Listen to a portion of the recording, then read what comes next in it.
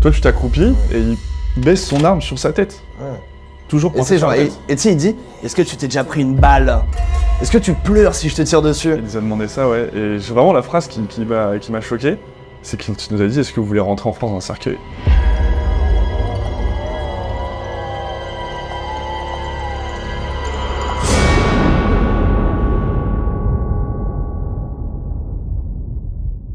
Bonjour à tous, j'espère que vous allez tous très bien les amis. Aujourd'hui on se retrouve pour un nouvel épisode d'entretien avec l'étrange. On est avec Gabriel et Corentin. Les gars, je suis trop content que vous soyez là. Bah, on est super Merci de nous accueillir. Hein. Vous pratiquez l'urbex, voilà, depuis plusieurs années, vous partagez ça sur votre chaîne YouTube, vous faites beaucoup d'explorations dans des lieux de ouf. Vous avez une chaîne qui comptabilise 600 000 abonnés, bravo les gars. Bah, merci. Qui s'appelle d'ailleurs Gabriel et Corentin, hyper original. On a beaucoup réfléchi à ce temps, quand même, on est arrivé à ça après beaucoup de réflexion, ouais. Ça a dû être de nombreux brainstorms. Je même pas. On va échanger ensemble les gars, du coup voilà, sur votre parcours.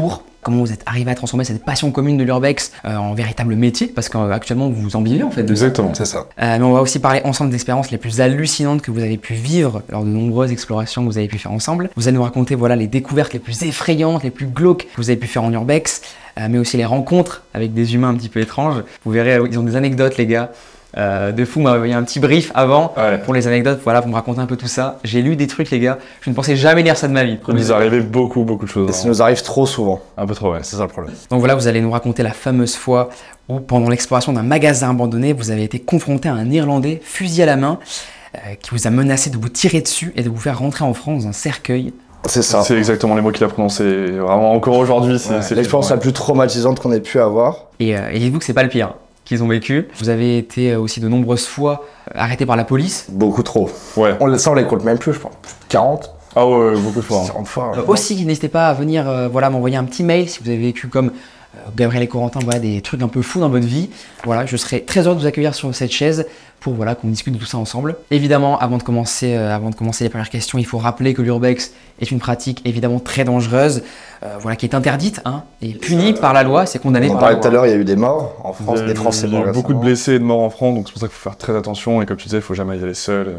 Toujours accompagné, toujours être sûr que vous êtes bien en sécurité, même si vous faites ça, parce que évidemment on ne pourra pas empêcher les gens d'y aller. Hein. On a beau le dire, évidemment. La prévention est importante. Mais il faut faire vraiment très attention.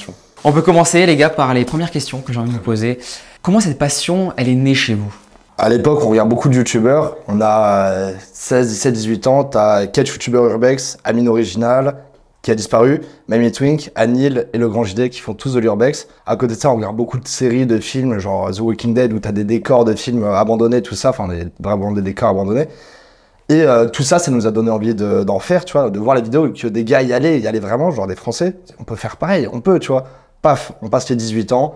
En mode, les parents, voilà, on peut faire ce qu'on on est majeur. Et comme on avait toujours cette passion de la caméra, de filmer un peu, parce qu'on était déjà un peu dans le monde de YouTube à l'époque, on s'est dit, bah, on va faire de l'urbex, on va aller visiter, prendre une caméra et voir un peu ce que ça donne. Comme ça, on pourra partager au monde un peu ce que c'est de faire de l'urbex et la sensation qu'on a vécue. Et l'envie de faire des belles vidéos aussi, d'aller de plus en plus loin à chaque fois, de faire des grosses vidéos avec des gros montages, c'est quelque chose qui nous plaisait de fou, ça. Oui, il y avait aussi ce côté esthétique, au-delà de faire des aventures avec son pote, il y avait aussi ce côté très cinéma que vous kiffez en fait.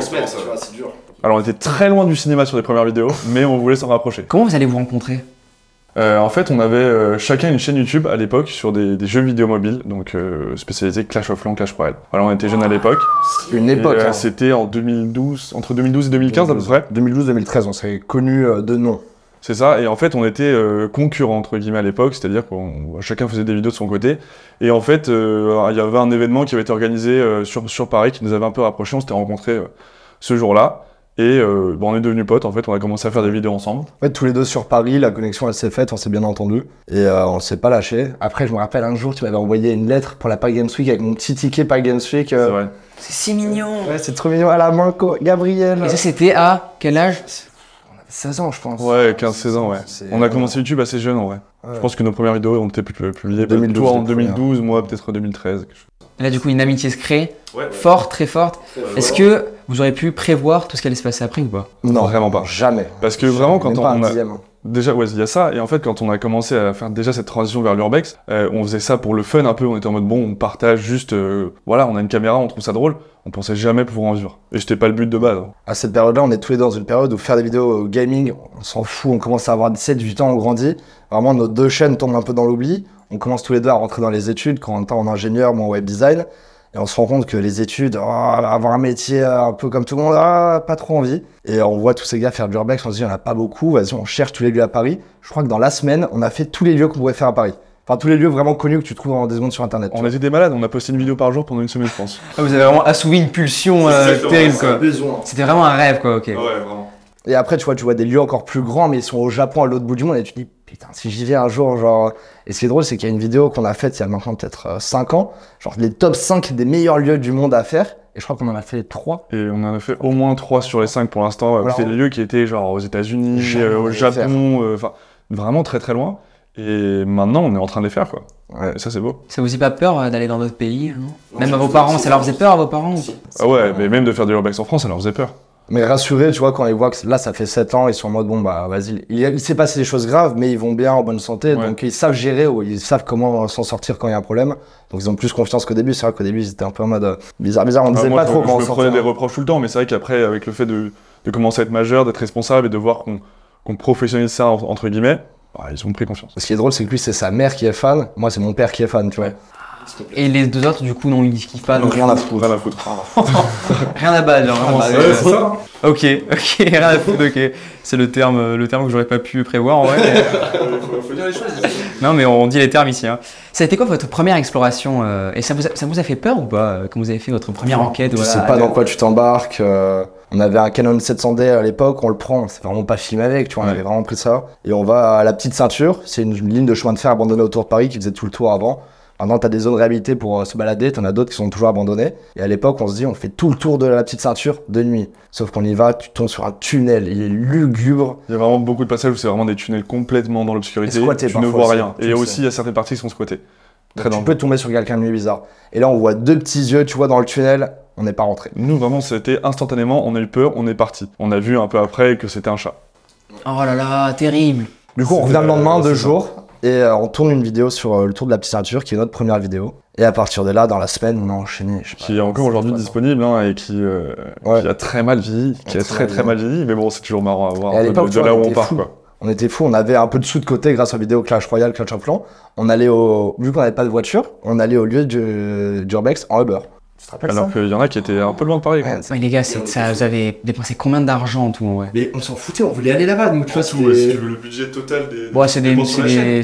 Ah, ça, je pense. Non, pas, on va pas dire 1 million, mais... Non. En budget 100 000, total non de dépenses, on doit être à un peu plus, à 200 000, je pense.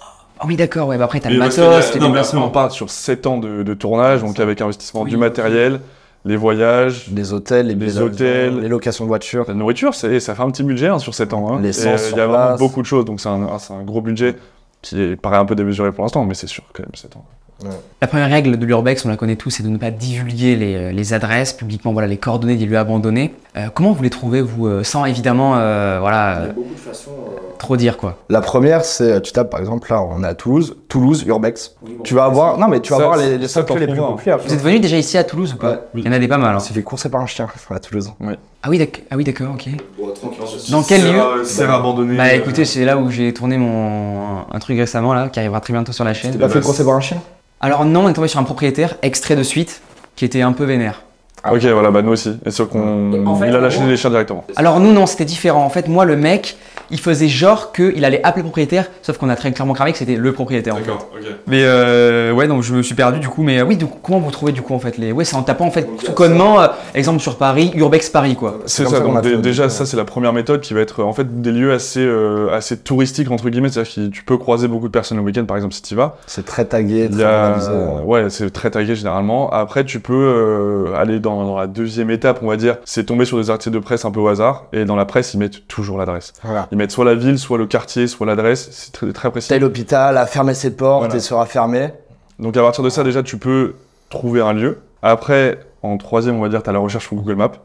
On Au fait hasard. beaucoup, un peu au hasard. On zoome au hasard et on voit si c'est abandonné. Ouais, Alors, tu ça maps, nous arrive, tu vois. ça nous arrive Alors, pas par vraiment, exemple- mais juste. Non, mais en- Fukushima, tu vois. Fukushima, tu sais que tout est abandonné, tu scrolles, tu pinges un truc dès que tu vois intéressant et après tu vas sur place et. Il y a un ami qui fait ça, qui en fait, je lui ai demandé, parce que je voulais tu sais, pour une vidéo être dans un lien un peu hanté, enfin abandonné, et il m'a dit en fait moi je vais sur Google Maps et je cherche pendant des heures. T'as des gens qui sont vraiment. Ils scrollent et tout sur Google Maps. Ils répertorient les zones où ils ont déjà cherché et tout. Ouais. Genre, enfin, les gens, ils sont- Je suis déjà tombé sur un live TikTok où le mec, j'étais vraiment en train de passer en revue de tout Google Maps pour chercher de lui abandonner. Et la dernière astuce, c'est avoir des contacts, tu vois. Genre, on a pas mal de potes sur Bexter qui sont les équivalents de Gabriel Corentin à l'étranger. Qui, on a fait connaissance, c'est devenu un peu nos potes et on n'échange pas les lieux avec n'importe qui, mais avec ces gars-là qu'on connaît vraiment bien. Vas-y, parfois on arrive aux États-Unis, t'as pas 2-3 adresses. Allez, vas-y, je t'en envoie. Le gars vient en France, tiens, on t'envoie quelques trucs, tu vois, ça va donnant. Ouais, il y a ça, et en plus aussi, on a du coup la chance d'avoir une grande communauté qui, en fait, nous envoie des messages régulièrement. En mode, bah, dans mon village, j'ai ça qui est abandonné, dans telle ville, il y a ça, j'ai vu tel article et tout. Et du coup, nous, à partir de ça, on peut faire des recherches pour. Ça, t'as chercher. 1% de chance que ce soit intéressant, tu vois. Mais Oui. on est tombé sur des belles pépites, la villa de Claude. Ouais, par exemple. Ah, vous êtes tombé sur une villa abandonnée. D'une star. On peut le dire maintenant. Ouais, je pense. Claude Carrère. Bon, c'est génération de nos darons un peu. Je connaissais pas, mais en fait, c'est vraiment un abonné qui nous a envoyé cette adresse. Il nous a dit, bah, je crois que c'était un producteur de musique. Ouais. Qui nous a envoyé, il y a une villa d'un producteur de musique incroyable et tout, et c'est abandonné, allez-y. Et vous savez pourquoi il l'a laissé à l'abandon ou pas? Je crois qu'il est. D'accord, parce qu'il est mort. Ouais, en fait, c'était Pas dire de il y a bêtises, longtemps le mais- tournage, du coup, je sais plus exactement. Mais enfin, moi ce que je comprends pas, j'arrive jamais à comprendre. Tu sais, les lieux abandonnés, exemple la personne décède, elle appartient forcément à Il y quelqu'un. a plein de droits de succession. Il suffit Et que bah- les héritiers soient partis vivre à l'étranger, ça se perd, tu vois. Ouais. Les droits de succession sont très chers en France, du coup, de temps en temps, les personnes ne peuvent juste pas payer. La maison laissée à l'abandon. Il y a des conflits d'argent dans la famille. Tu sais, genre, par exemple, il y a un frère et une sœur qui ont chacun des parts dans la maison. Ils vont s'engueuler dessus et du coup, personne n'aura la maison, elle va être abandonnée. Il y a des gens qui disparaissent. T'as aussi les gars qui finissent en prison. Les gars qui finissent en prison aussi. Voilà, on avait exploré la villa d'un trafiquant de drogue où il restait tout. T'avais, je sais pas, une dizaine de BMW dans l'allée. Ouais. Tout est abandonné. Et le gars est en prison, tu vois. Depuis longtemps, et il va y rester. Et lui, il nous a menacé de mort. Ah ouais. Et il vous a retrouvé après le mec? Et ouais. il avait l'adresse de Corentin, il a dit je vais envoyer quelqu'un en bas de chez toi et tout. Ouais, ça c'était une villa qu'on avait explorée et vraiment du coup on a reçu des menaces de mort de sa famille et qui nous ont dit bah on sait où vous habitez, je vais envoyer quelqu'un, je vais envoyer mon cousin parce que du coup la personne en question qui était propriétaire de la maison était en prison et sortait dans 2 ans. Du coup ils ont envoyé des membres de sa famille venir nous chercher. Et je t'avoue. Ils sont venus du coup chez toi? Et alors je t'avoue Pas qu'à ce moment-là, peut-être, tu vois, genre il y a ce doute, tu descends de chez toi. c'était un peu avant le C'est pas du bluff peut-être? Oui, ils ont envoyé mon adresse. Ouais. Ah, et là du coup ils t'ont montré qu'il a donné ton adresse? Ouais. Et en fait, du coup, je t'avoue qu'à ce moment-là, j'étais vraiment pas serein d'entrer chez moi. Genre, quand je rentrais chez moi, je regardais avant d'ouvrir la porte, parce qu'il y avait du monde. Hein. Et au final, ils sont jamais venus? Putain, on a mis la vidéo en privé. Au final, on a supprimé la vidéo. On a essayé Ah oui, quand même, tu vois, de se réconcilier avec la famille en disant voilà, on est vraiment désolé d'avoir fait cette vidéo. On explorait juste, on racontait juste. Le truc, c'est que ça peut te retomber. Soit tu supprimes, soit ça te retombe à n'importe quel jour de ta vie. Il t'attend derrière une voiture. Bah, c'est le risque, hein. Ça arrive Ouais. plus on le C'est pour pense. ça que plus jamais en France. La Ouais. France, Vous évitez la France, ouais, ok. c'est pas en élite, c'est on fait plus. On fait plus en France. Est-ce que vous pourriez expliquer un peu aux gens pour qu'ils comprennent comment ça se passe, un tournage, une organisation, avant de se rendre sur un lieu, un petit peu les étapes, parce que je trouve ça hyper intéressant, quoi. C'est vrai qu'on n'en parle pas souvent et qu'on commence à un peu développer ce côté-là parce que généralement on fait une vidéo, on arrive direct sur place, les gens savent pas comment on fait. Du coup, il y a déjà toute la recherche Google Maps pour savoir exactement comment le lieu se fait, comment le lieu est. Le repérage, où on va faire attention à beaucoup d'éléments. Est-ce qu'il y a des boîtiers, est-ce qu'il y a des panneaux qui indiquent des caméras, est-ce qu'il y a des voitures qui ont bougé entre-temps. Donc déjà, il y a ce premier repérage-là. Un deuxième repérage quand on va arriver sur place le jour J. Donc encore une fois, regarder s'il y a des alarmes, des caméras, des signes de vie qui peuvent nous faire peur. Si on connaît quelqu'un qui l'a fait aussi.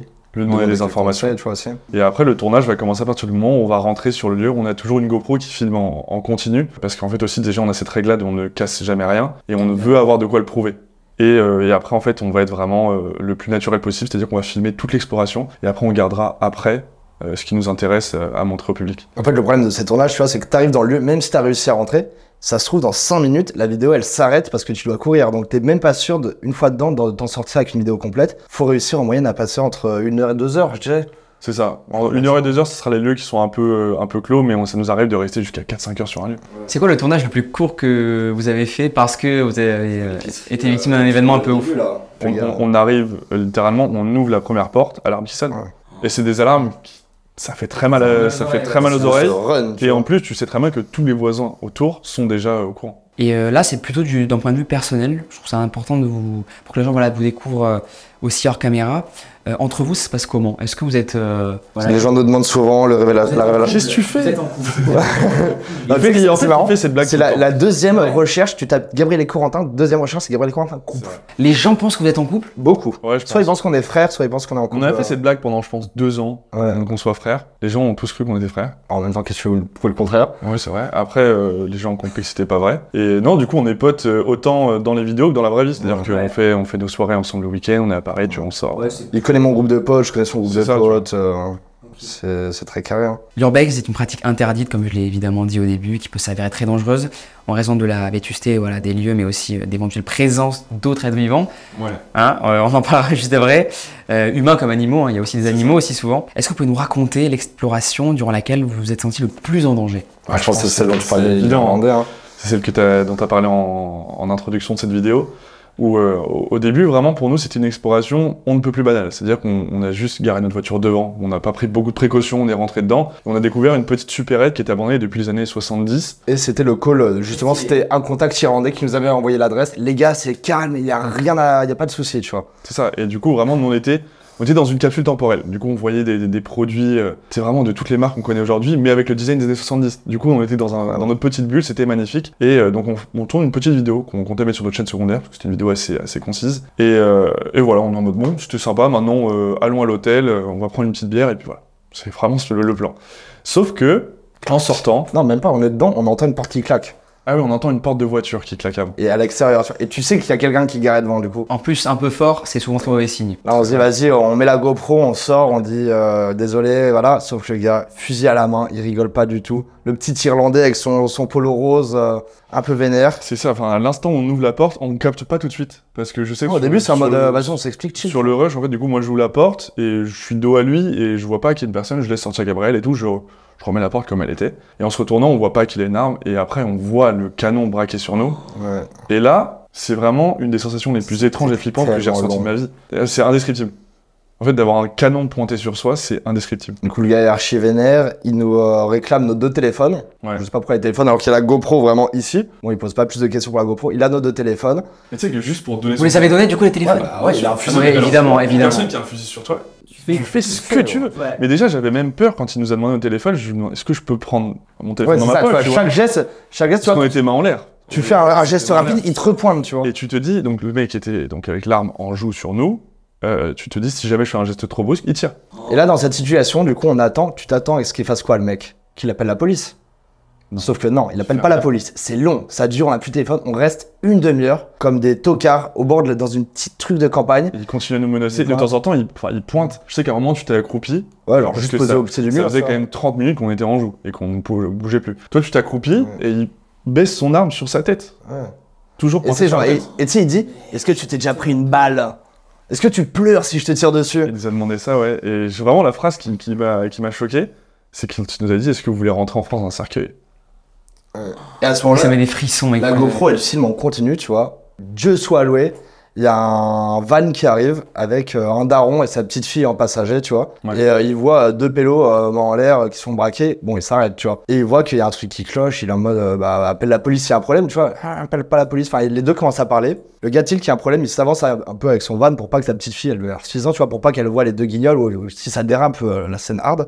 Et c'est lui qui appelle la police, tu vois. C'est lui qui appelle la police. Il fait marche arrière pour voir que ça va et avance et tout. Et 20 minutes après, t'as la police qui arrive. Et le gars, en 10 secondes, il a rangé son fusil à l'arrière de sa voiture. Il est là en mode, ouais. T'as pas dit un détail aussi qui était, je pense, aussi le plus flippant quand il pointait son arme sur nous, c'est qu'il souriait. Ah ouais.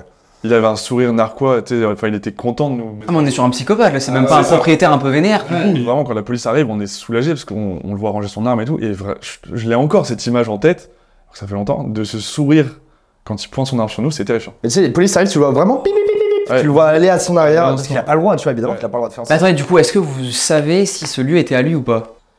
Je pense, tu vois. Enfin, après, on sait pas, tu vois, ça peut être un voisin qui est énervé ou un truc, un gars qui se mêle des affaires un peu. Il a pas clairement dit qu'il était propriétaire de Ouais. Mais du coup, il range son arme. Nous, on a affaire à deux policiers. deux policiers. Et lui, en 10 minutes, il s'explique avec la police, il est plus là, et on se retrouve avec la police qui, eux, sont très vénères. Parce C'est ça, en fait, la plupart du temps, quand on se fait arrêter par la police, ils sont assez compréhensifs et ils sont là pour faire leur métier, mais on sait qu'on va pas avoir des situations qui vont dégénérer. Et mais là, Et là, Il commence- comme le mec, hyper vénère. Ouais. Bah, c'est les Irlandais, ils disent, vous êtes arrivés quand en Irlande? Hier.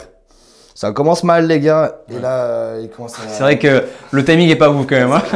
Et ils commencent à me dire, bon, bah, vas-y, expliquez, vous avez fait quoi? On explique qu'on est rentré dans la maison, on n'a rien cassé. Ils commencent à nous demander les passeports, tu vois. Normal. Les passeports sont dans le coffre, du coup, Corentin va dans le coffre. Et là, moi, je sais que tout ça, ça a été filmé, on n'a pas besoin de plus, normalement, tu vois. Et je me dis, Je coupe la GoPro, je vois Corentin au coffre, j'enlève le harnais et je la lance à Corentin qui est dans le coffre en mode tiens, tu la mets dans le coffre. Hop, je la mets sur le côté Lui, il directement. se rend même pas compte de ce qu'il fait, tu vois. Genre, je l'attrape, il la met. Ouais. Là, le policier, hop, la GoPro, la caméra, tu vois. Et là, en fait, c'est la première fois qu'on entend ça. En fait, il nous demande la GoPro en tant que preuve. Et j'essaie de lui dire, mais il n'y a pas d'enquête contre nous. Enfin, pour quelle preuve, c'est quoi exactement? Et il nous invente un petit baratin, vraiment. Tu sens qu'ils sont là pour nous faire chier un peu. En gros, il nous accuse qu'il y a un hôpital juste à côté abandonné. Et 2 jours avant, t'as des dossiers médicaux qui ont été volés. Et il nous lie à ça en mode, vu que c'est à côté, il nous lie à ça, tu vois. Mais nous, on est arrivé hier, les gars. Et je pense, du coup, la GoPro, il voulait la voir procéder des rushs de ça. Au final, ça, on fait les petites victimes. Ouin, notre GoPro, ça coûte cher. Ouin, tu vois, on pleure un peu. On joue un peu les idiots. Et à ce moment-là, ce qui est fou, c'est que la GoPro, il l'a dans la main, elle filme encore, tu vois. Moi, quand j'ai envoyé à Corentin, du coup, t'as le policier avec la GoPro. Donc vous avez ces rushs-là, ces rushs existent, de l'arrestation, etc. Le gars met la GoPro dans son camion, et après, il nous la rend dès qu'elle a plus de batterie, tu vois. Mais genre, tout ça est filmé, et on l'a, alors. Mais c'est pour ça qu'on a toujours une GoPro, enfin on essaie la plupart du temps d'avoir une GoPro sur nous. Prête à filmer. Parce que tu peux avoir des moments qui sont fous. En 1 seconde, ça dérape. Hein. Et ce qui est terrible, c'est que ça, c'est arrivé il y a 1 an à peu près. Ouais, c'est ça, c'était Il y a 3 mois, on a eu notre deuxième expérience d'un gars avec une arme en Bulgarie, donc une grosse barrière de la langue là-bas. Base militaire abandonnée, on se dit que c'était chill, tu vois. Base militaire abandonnée dans la montagne. Et l'idéal, c'est que dans la base militaire, il y avait un bunker. Et ce bunker, trop stylé à voir, tu vois, genre on y va, on commence à voir qu'il y a plein de panneaux, mais pas genre 3 panneaux, genre 20 panneaux. Faut savoir qu'on était vraiment perdus. Attends, c'était en Roumanie ou en Bulgarie? Bulgarie. En Bulgarie. On était perdus en plein milieu des montagnes bulgares. Donc vraiment, on se dit, il n'y a pas de souci et tout, il y a de la forêt partout, on se gare à un endroit, il n'y a personne. On passe dans le village d'avant, il n'y avait personne. Et là, on arrive du coup, après avoir marché, je sais pas, 15-30 minutes, devant une porte avec tous les logos soviétiques là. Et Luc pour la porte. Donc, vraiment, on voit une petite caméra en globe. Tous les logos vois. soviétiques, plein de panneaux, on est incapable de comprendre quoi que ce soit. Et évidemment, il n'y a pas d'internet, du coup, on peut pas traduire ce qui a marqué dessus. Mais on sait très bien que c'est pas des panneaux qui sont accueillants. On voit des caméras de surveillance au-dessus, on se dit c'est impossible qu'elles marchent, on est en plein milieu de la montagne. Et on se dit, bon, quitte à faire, on va quand même rentrer dans le lieu. On va voir ce qui se passe. On fait le tour par la forêt. On fait le tour et on trouve un trou dans le grillage, comme ce qui peut arriver souvent. On va continuer à marcher et là, premier signe un peu chiant, on va entendre un chien qui aboie. Mais il y a beaucoup de chiens sauvages en Bulgarie, tu vois. Beaucoup de chiens sauvages. Tu te dis, bon, ok, peut-être que c'est un petit chien comme ça qui se balade comme ça. C'est une possibilité. On se dit, on va se rapprocher par la route et on voit par la route si on voit une voiture garée, marche arrière tout de suite, tu vois. Ouais. Mais on est vraiment à découvert, tu vois. Et là, on entend, oh, hé. On se retourne, on voit une silhouette, aïe, uniforme, et on se rapproche, tu vois. Et là, le gars, il a son gun dans la main. Et tu vois. tu le vois clairement. Tu vois la forme, parce qu'il était très loin au début, il est tout habillé en noir, Ouais. et tu vois la forme de son gun dans sa main, et tu dis, oh, C'est choquant, il a un gun, oh, tu vois. putain, quoi. On se rapproche de lui, tu vois, on est face à lui, on parle, mais on comprend rien ni l'un ni l'autre, et lui, il fait clac. Il cherche son gun. Ouais, il charge le gun, tu vois. Et là, vous ressentez quoi à ce moment-là? Ah, mais tu dis que tu vas mourir et qu'il va t'enterrer derrière. Même sensation, mais peut-être même pire que l'Irlandais, parce que Ouais. du coup, là, tu peux pas communiquer avec lui. Déjà, On tu essaie sais, de c'est parler une en base anglais, militaire en rien. Bulgarie, tu vois, c'est. Genre, il t'enterre dans la forêt derrière, qui va faire Ouais. quoi? Et là, tu te dis, c'était impossible de communiquer avec lui, on savait pas comment faire. Et au final, il nous escorte vers la sortie. Moi, j'ai une phrase con, je dis, et là, si on court, on peut même pas escalader le grillage. Toi, tu me dis, mais pourquoi on courait? Il a un gun. Ouais, c'est vrai qu'il a mis. C'est parce que en fait, si vous pourrez, en plus de ça, ça lui donne vraiment une raison, c'est ça, et peut-être encore plus l'envie, quoi. Et ce qui est en plus, c'était. Mais j'ai l'impression que tous les gens qui ont une arme, ils sont super puissants parce que il était au talkie avec son pote ou son collègue, je ne sais pas, et il rigolait avec lui. Ouais. Et tu vois, moi je suis en mode, mais moi je rigole pas du tout, là, c'est la situation n'est pas marrante, tu vois, t'as une arme, moi j'ai rien, laisse-moi tranquille. Mec, le décalage est terrifiant, quoi. C'est fou, Et, hein. au final, tu vois, dans la cabane de garde au niveau des caméras du grillage, le gars était de là de base et je pense qu'il nous regardait à travers sa tête, mais nous on le voyait pas, tu vois. Et nous on s'est dit, quand on redescend la montagne, c'est sûr qu'il va y avoir une bagnole de flic qui nous attend en bas, en mode le gars a appelé au talkie et il nous attend en bas. Heureusement, il n'y a rien eu. On a eu de la chance, il y avait personne. Et du coup, un jour, il faudra retourner faire ce bunker. Ouais, après c'est vrai que là, en 6 mois, se faire braquer 2 fois par une arme, alors que ça nous était jamais arrivé avant, ça fait un peu beaucoup. Vous êtes pas dit, bon là, on va peut-être se calmer, on va peut-être limite arrêter. Non, parce que ça reste du full hasard, tu vois. Ça peut arriver, ça aurait pu arriver la première exploration qu'on fait en soi, tu vois. Il y a des gens, je pense, première exploration, il peut leur arriver les pires choses possibles. C'est ça. Nous, heureusement, en 7 ans, on a eu le recul qu'il faut pour voir quand ça commence à déraper. On a le recul aussi pour, ça arrive souvent, tu vois, on se dit, on le sent pas, tu vois. Il y a beaucoup de lieux, on arrive, Ouais. on se dit, on le sent pas.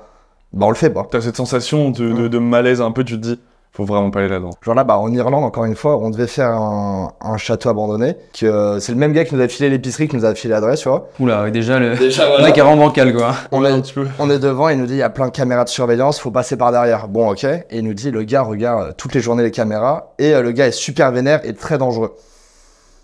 Vas-y, tu vois, nous sur le moment on s'était dit. prend du recul, on s'est dit, on s'est déjà fait braquer 2 fois. Oh, Pas non. cette fois-ci. Pas cette C'est fois-ci. pas- Donc c'est pas on grave, arrive ça. devant le lieu, tu vois, on fait un petit repérage et tout. On se dit, c'est hors de question qu'on mette un pied là-dedans. On est partagé. En vrai, tu vois, c'est pas grave. Tu vois, c'était une villa cool, mais c'était pas genre la meilleure villa qu'on aurait fait de notre vie. Ouais. Et le risque est trop grand pour se refaire braquer. On roule et on en trouvera des trucs moins sécurisés. Est-ce que vous avez déjà rencontré des squatteurs, à l'inverse de personnes un peu agressives On arrive devant un cinéma abandonné aux États-Unis où il y a, c'est une grande vitre, tu vois, où tu vois l'intérieur si tu te mets comme ça. Et juste devant le cinéma, t'as genre des cartons un peu en mode ça isole une petite cabane. Une mini-maison en carton. Ouais, mini-maison, t'as un caddie de supermarché avec des petits trucs dedans, des bananes. On sait qu'il y a un squat, qu'il y a un gars qui vit là, tu vois. Et on rentre dans le cinéma et on se dit, il est peut-être à l'intérieur, tu vois. On y va prudemment au début. Ça se passe bien. On est à l'affût du moindre bruit, vraiment. Et l'exploration commence et tout. Et là, en fait, quand on est dans le hall principal, on entend des cris. Vraiment une personne qui crie et tout. On se demande, mais qu'est-ce que c'est?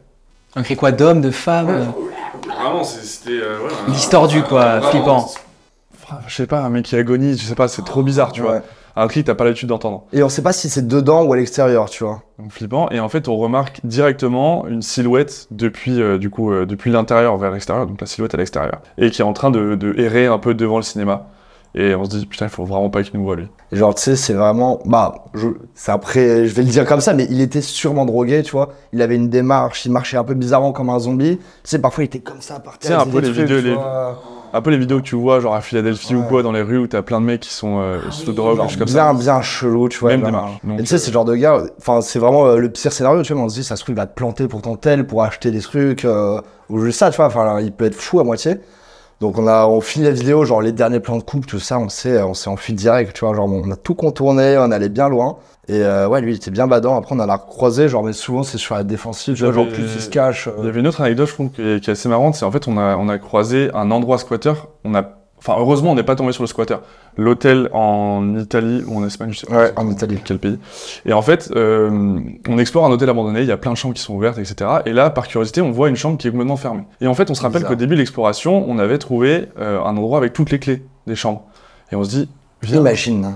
On va chercher les clés et on ouvre cette chambre. Parce que sur le moment, la réflexion, c'est en mode, si personne n'est rentré avant, c'est qu'elle est en parfait état, tu vois. Contrairement à toutes les autres chambres qui ont été vandalisées. Donc là, votre but, c'est de retrouver la clé pour rentrer dans la chambre. Exactement. Donc on mémorise le numéro de la chambre, on redescend dans le bureau, etc. Et on trouve la clé de la chambre. On est trop content. Du coup, on retrouve la chambre, on ouvre la porte, et là, c'est gros bad. Genre, la pièce est beaucoup plus chaude que tout le reste de l'hôtel. Il y a un lit qui est un peu défait, tu vois, mais tu sens que quelqu'un dort dedans. T'as des gâteaux un peu éparpillés, des affaires, et là on se dit merde, il y a un squatter qui est là. Des trucs frais quoi. Frais, genre t'as un gâteau où il y a un croc qui est tapé dedans, tu vois, t'as du tabac à rouler, des trucs comme ça. Des produits d'hygiène et tout, enfin tu sens qu'il y a quelqu'un qui vit là. Et on se dit, il est pas là, mais il peut revenir à tout moment. Et il nous voit dans sa chambre. On est foutu. Et du coup, directement, on ferme la chambre à clé et on se barre.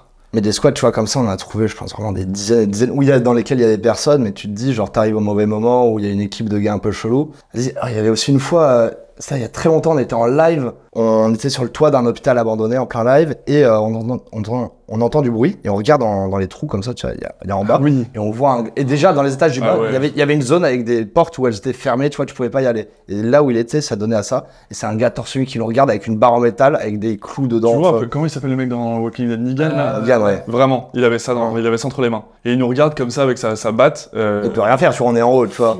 Mais si on était à son étage, il aurait fait quoi, tu vois. Et du coup, vous avez fait comment là après? Vous êtes sortis par quel endroit? Super gentil, tu vois, on est juste là, on était jeunes en plus à l'époque. Et vraiment, on essayait d'être super gentils, ouais, on voulait juste visiter un petit peu et tout. Et on se dit, on avait quand même du matos photo qui valait cher. On se dit, ah non, il faut qu'on se casse. Le plus vite possible, il faut qu'on se casse. Du coup, lui, il était dans une aile de l'hôpital. Il y avait les escaliers qu'on avait utilisés qui étaient à l'opposé. Tu vois, tout son côté, des barricadés. Nous, on pouvait pas y aller depuis l'intérieur. Tu vois, c'était lui qui ouvrait. Donc, on a tracé. On repasse, tu vois, on repasse dans les combles. On va le plus loin possible. On reprend une porte. Et dès qu'on se retrouve à l'étage où on l'avait vu, en fait, lui, on sait qu'il est de l'autre côté de l'aile. Et nous, on part le plus vite possible. Vraiment, on descend les escaliers en trombe et on s'enfuit de l'hôtel. Et vraiment, on était en mode, si ce type-là nous avait retrouvés, je pense qu'on repartait, mais sans sac à dos. Ah ouais, en plus, et sans affaire tout nu. Ouais, ça, on savait qu'il prenait nos affaires. Mec, on a parlé de plein d'anecdotes de squat, on n'a pas parlé de la pire en fait. C'est quoi la pire? La prison en Nouvelle-Orléans. Ah oui. Ah oui. Ah ouais, très flippant ça. Ah oui. Peut-être que chez la rêve, vous n'êtes pas resté enfermé dans la prison. Ah, c'est une autre anecdote. Alors là, c'est une prison abandonnée, tu vois. On fait un repérage le soir, parce qu'elle est juste en face d'un commissariat, tu vois, genre vraiment en face. Vraiment pire chose à faire, hein. Terrible. Mais le soir, on trouve une entrée, tu vois, et il y a quelques pointes qui nous font pas tilter. On voit qu'on peut monter dans les étages, on se dit, on revient demain très tôt. L'objectif, c'est de monter tout en haut et d'avoir le lever de soleil là-haut, tu vois. Et la veille qu'on était arrivé, déjà dans les petits chemins qu'on avait pris, il y avait un vélo qui était vraiment tout droit droit comme ça. Ok, on revient le lendemain. Moi, je tilte pas du tout. Moi, je commence à escalader dans le truc et monter. Et là, Gabriel me dit, il y avait un vélo ici hier. C'est-à-dire qu'il y a du passage, tu vois. Et je lui dis, les gars. moi, j'en avais pas la moindre idée, j'avais pas remarqué ce détail-là. Et il me dit qu'il y avait un vélo et je suis en mode, peut-être et tout. Du coup, on commence à refaire un petit peu le même chemin qu'on avait fait hier. Et là, c'est inondé le sol. En fait, le sol était assez inondé, il pleuvait beaucoup. Et en fait, on voit des traces de pas. Dans les escaliers. Et on sait que ça reste pas plus de 20 minutes. Et du coup, on est en mode, ok, il y a quelqu'un. Mais là, maintenant, quoi. Actuellement, dans le lieu, il y a quelqu'un. 20 minutes avant nous, il y a quelqu'un qui était en train d'emporter ses escaliers. Et du coup, on se dit, ok, on regarde, et on voit que les traces de pas s'arrêtent au 3e étage. Et elle rentre dans l'étage, et on voit qu'il y a presque 6, 7, 8 étages, je sais pas comment ils comptent là-bas. Et du coup, on va directement tout en haut, on commence à faire notre exploration. Et on tombe sur un détail qui était très flippant. Dans une salle des prisonniers, en fait, où les prisonniers sûrement... Enfin, c'est une salle de vie des prisonniers. C'est avec les tables et tout. On voit plein de seringues, de bouts de canettes, de petits pochons en plastique, tu vois. Un mec qui se droguait, littéralement dans la maison, quoi.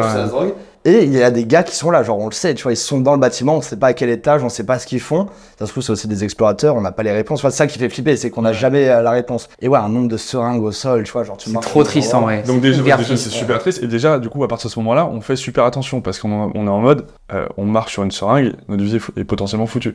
Même t'as un craquette qui arrive sur toi. Ah, même le fait de la toucher.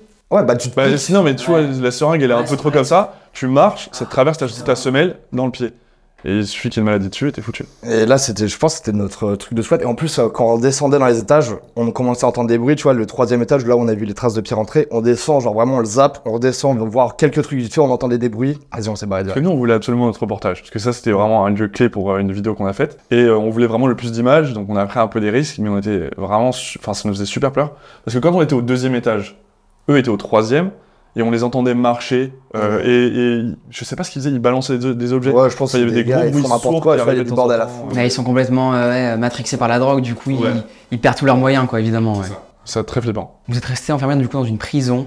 Ouais. C'est dans quel pays, ça? En France. En France? Première prison. Mais comment c'est possible? Très facilement, ouais, je te l'avoue, tu claques une porte. En même temps, vous deux? Non, que moi. Genre... Le contexte, c'est on avait tous les deux une tenue prisonnière, c'est des trucs combi orange, un peu d'américain, et on faisait des petites photos, et je me dis, c'est chiant, mais si je me mets derrière les barreaux dans la cellule, tu vois, vas-y, fais-moi la photo, je ferme la porte. Mais tu sais, dans l'esprit, tu te dis, si elle est ouverte, c'est qu'elle se rouvre derrière. T'entends un clac. Et tu sais, vraiment, c'est comme une scène de film, le clac. Mais comme c'est magnétique, en fait. C'est un loquet, basique, tu vois, comme une porte. Mais en fait, t'entends le clac, et tu sais, genre, plus personne ne parle, t'as juste le clac qui résonne un peu dans toute la prison, et on se regarde comme ça. Et je suis devenu fou, moi. Et là, il est devenu fou. Ouais. J'étais comme ça, je mettais au barreau, j'essayais de dégommer la fenêtre, alors que non, vas-y, c'était des barreaux. J'avais vu la vidéo, c'est vrai que t'as commencé à vraiment paniquer. T'as fait une crise de panique, non, ça? Ouais, parce que tu te dis, genre, putain, on va devoir appeler les flics ou les pompiers, ou je sais pas. T'étais en crise de panique, parce que je t'avais vraiment vu comme ça, tu perdais un peu tes moyens. Je l'écoutais pas, tu vois. Genre... Du coup, moi, j'essaie de le calmer, de dire, on va trouver une solution, t'inquiète et tout, enfin, on va réussir à sortir de ça. La voix de la raison. Ouais. Un peu, j'essaie de le calmer, parce que moi, je suis en dehors, tu vois, donc je suis calme. T'as l'inspecteur gadget. Et du coup, on réfléchit et tout, et du coup, moi, de l'extérieur... Tu réfléchis? Oui, je réfléchis. Moi, je défonce la porte. Lui, il est encore en train de taper sur les barreaux. T'inquiète, je vais la voir. Et en fait, je vois que le loquet de la serrure, il est, entre guillemets, accessible. Du coup, je me dis, si j'arrive à passer un objet solide ou quelque chose derrière la serrure, je peux potentiellement ouvrir. Je trouve aucun objet dur. Mais je trouve une petite ficelle qui traîne par terre, et je me dis, oh, ouais, il y a peut-être moyen et tout. Je passe la petite ficelle derrière le loquet, j'arrive à la récupérer, et là, je prends la ficelle comme ça, je dis, attention, t'es prêt? Je suis serein, je me dis ça va marcher et tout. Ah, il était confiant. Et là je tire, clac, et la porte se rouvre. Oh, délivrance. Et là libéré. Et je vais faire la photo. Mais d'ailleurs, quelques semaines plus tard, il y a un père et son fils. Ils ont fait la même erreur que vous. Même erreur. Dedans. Sauf qu'ils n'ont pas réussi à sortir, ils ont appelé les pompiers. Oh, les pompiers qui arrivent, qui découpent la porte. Imagine, là t'as pas de connexion. T'as pas de téléphone, t'as rien. Avec très peu en plus, tu vois. Mais là c'est hyper dangereux quoi. C'est hyper dangereux. C'est super. Après j'avais bien entamé la fenêtre, ils auraient pu la voir. Ouais, c'est vrai, Non, c'est des barreaux, tu vois. C'est barreaux de prison. Mais ouais, ils ont appelé les pompiers. Et ce qui est marrant, c'est qu'on a un pote pompier qui, lui, c'est lui qui nous en a parlé. On m'a dit, ouais, vous étiez à telle prison aussi. Là, j'ai un collègue qui m'a raconté cette histoire. Et ouais, à quelques semaines près. Et maintenant, la porte, ils l'ont genre soudée de A à Z, tu vois, pour pas que ça réarrive derrière. Ce qui est le mieux à faire. Est-ce que vous avez eu affaire à de nombreuses fois à la police à cause de vos excursions ou encore même reçu des sanctions pénales? Bien sûr, et malgré tout ce qu'on pourrait penser, nous on adore les policiers, tu vois, genre ils font leur taf, ils le font souvent très bien. On n'a jamais eu de problème avec ça, bien qu'il y ait des problèmes parfois dans la police. Ouais. Ça s'est toujours super bien passé, genre les gars comprennent un peu le truc, on montre qu'on n'a rien cassé, on n'a rien volé. certes, ils vont faire leur métier, s'il y a une amende à mettre ou qu'ils doivent t'embarquer, ils vont le faire, tu vois, mais c'est toujours, ça a toujours été bien fait. Bah, on se sent plus ou moins en sécurité parce qu'on sait que c'est des personnes, c'est leur métier. Donc ça va pas dégénérer, enfin, si nous on reste calme, ils vont pas braquer une arme, ils vont pas nous taper, enfin, contrairement à ce qu'on peut entendre évidemment dans la presse, qu'il y a beaucoup de choses qui contre la police. Mais nous, à chaque fois, on avait des expériences plutôt ok. On est tombé sur certains policiers qui étaient un peu moins sympas que d'autres dans certains pays. D'autres très cool, genre, au contraire. En France, ça allait. En France, on n'a jamais eu de mauvaises expériences. À l'étranger, un peu moins de temps en temps, il y en a qui, par exemple, en Italie, on est tombé sur la carabinerie, donc en gros l'équivalent de la gendarmerie. C'est un peu plus, voilà. en plus vénère là. Hein. Et, du coup, c'est l'équivalent de la gendarmerie en France. Et eux, par exemple, en fait, le simple fait qu'on essaie de parler anglais avec eux, ça les énervait. Ils voulaient pas parler anglais.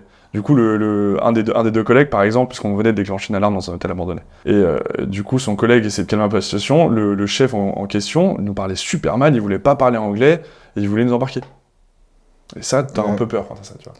Et vous êtes fait embarquer du coup ou pas? Non, parce que son collègue, super sympa, lui a réussi à calmer la situation avec son chef.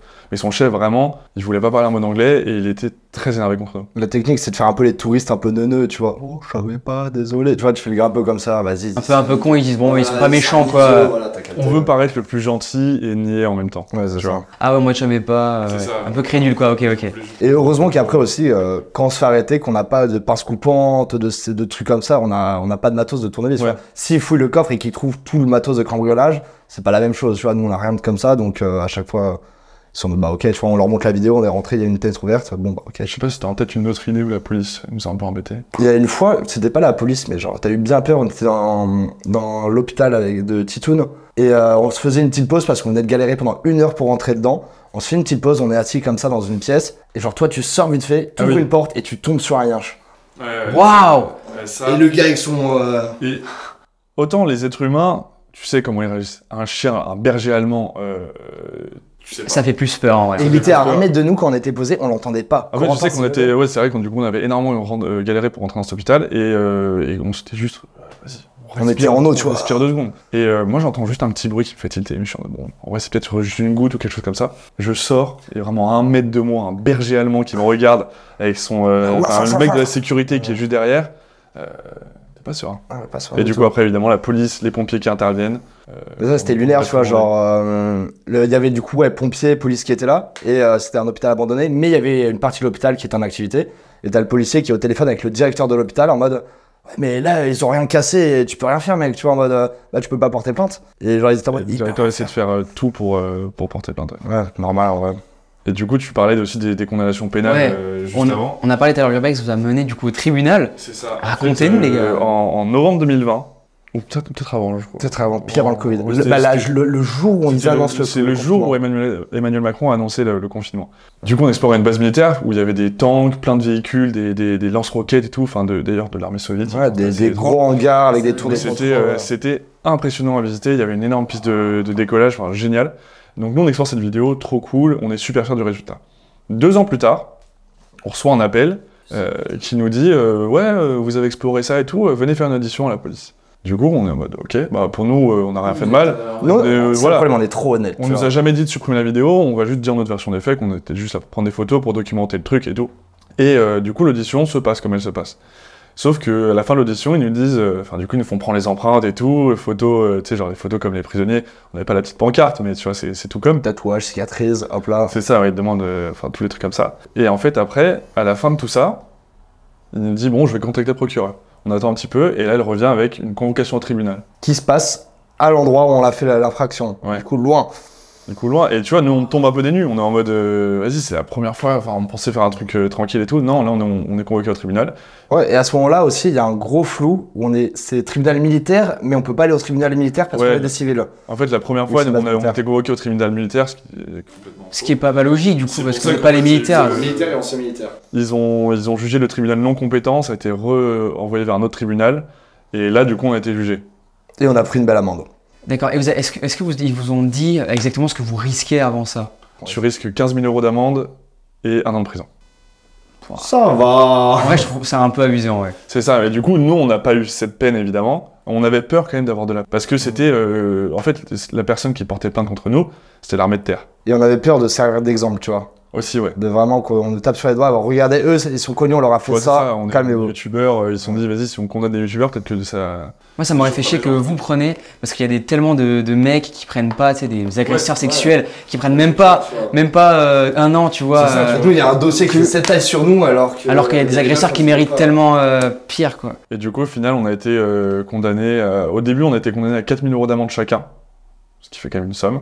Et on a un avocat qui nous a un peu accompagné sur la procédure, qui a réussi à renégocier ça à 2 000 € d'amende chacun. Et du coup, acceptez les gars. Du coup, voilà, en gros, tu vois, on a eu un premier rendez-vous avec l'assistant du procureur qui nous explique, qui nous rappelle les faits, nous explique l'amende qui va être faite. Nous, on doit dire si on accepte ou pas. On accepte, on n'a pas envie d'entrer dans des... Il y avait les promos de Noël aussi. C'était moins cher si on payait dans les 2 mois, tu vois. Si tu payes dans 1 mois, t'as tes réductions de peine, entre guillemets. Et du coup, on accepte la peine, après tu passes devant un juge qui te rappelle un peu les faits. Et tu sais, d'ailleurs, c'était un peu lunaire parce qu'en fait, c'est dans une salle où t'as plein de gens qui passent. Ouais. La personne avant nous, c'était une femme qui avait mordu et tapé des policiers pendant une interpellation. Non, pendant une manif. Pendant une manif, ouais, c'est ça. Et la personne d'après, c'est quelqu'un qui avait conduit à plus de 200 km/h sous l'emprise de stupéfiants et de drogue. Enfin, de stupéfiants et d'alcool. Et nous, on a filmé une vidéo à côté de tanks.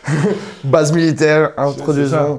C'est terrible le contraste. Le contraste, on a été vraiment... Les gens qui écoutaient à côté devaient dire, c'est bizarre quand même. Ouais. Ils sont pas... Qu'est-ce qu'ils font là? Qu'est-ce qu'on fait là, tu vois? Et là, du coup, on a repris une condamnation. Là, pour l'instant, c'est très flou, même ce qu'on sait, vu que c'est pas encore fait. Et là, c'est du civil cette fois. Ouais, c'est... Pour changer. C'est la gendarmerie de l'air qui a porté plainte contre nous, je crois. Quelque chose comme ça. Et pour quelle raison? Parce qu'en fait, c'est très compliqué. En fait, on a fait une vidéo sur un cimetière de TGV abandonné qui appartenait à la SNCF. On sait que la SNCF, tu rentres sur leur lieu, ils te font un procès direct. Du coup, on s'est dit, on a quand même envie de faire un reportage sur ces trains-là. Sur tous ces TGV abandonnés, c'était trop stylé. Et on savait comment le faire parce qu'on avait déjà fait un peu pareil avec Autolib. En gros, Autolib, c'est même délire cimetière d'Autolib. Et on s'était fait défoncer parce qu'on avait touché les voitures, on était rentré sur l'endroit. Et donc là, on s'est dit, on touche pas les trains, on rentre pas dans la zone. On n'est même pas rentré, on s'est dit, on est smart. On va pas rentrer, on va juste faire des plans de drone et tout, et ça va être tranquille. Il y a pas très longtemps, il y a la police nationale qui débarque chez moi avec une convocation. Je dis bonjour monsieur. Et en fait, c'est une convocation parce que du coup, on porte plainte pour nous parce qu'on a fait voler notre drone au-dessus. Gamin. Mais c'est vrai qu'il n'y a pas le droit, c'est vrai qu'il n'y a pas le droit de base, mais on ronfle, tu vois. Et en fait, je pense aussi parce que sur ce cimetière de TGV, en fait, il y a France 2 qui a fait un reportage sur la SNCF en général, et France 2 nous a demandé nos images pour ce reportage-là. Et nous, on est sympa, on leur dit bien sûr. Juste les gars. Vous nous créditez, c'est sympa, tu vois.